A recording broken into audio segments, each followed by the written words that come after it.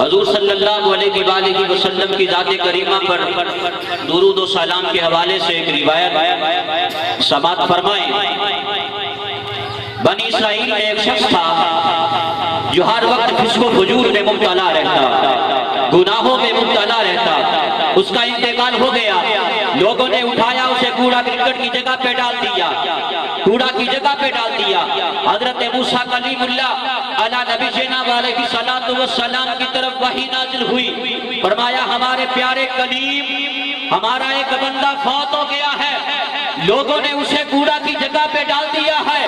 جاؤ اسے اٹھاؤ، اسے غسل بھی دو، کفن بھی دو، تجہیز و تکفین کا معاملہ بھی کرو، اور لوگوں کو اس کے جنازہ میں شریک ہونے کی دعوت بھی دو، لوگوں کو اس کے جنازہ میں شریک ہونے کی دعوت بھی دو۔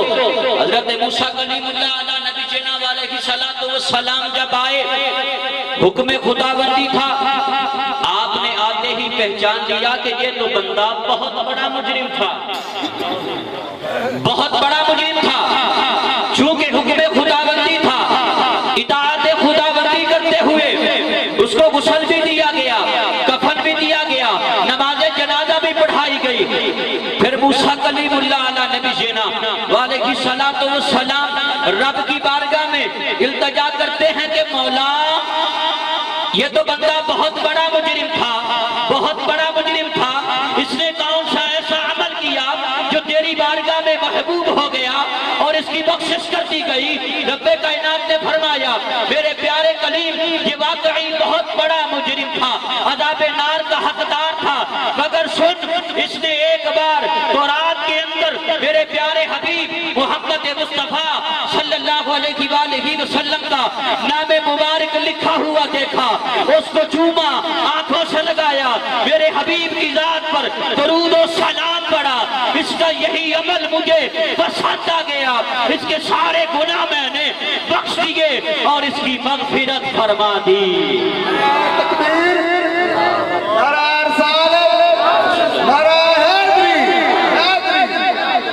تو تعظیم جس نے کی ہے محمد کے نام کی، تعظیم جس نے کی ہے محمد کے نام کی، اللہ نے اس پہ آتش دوزخ حرام کی۔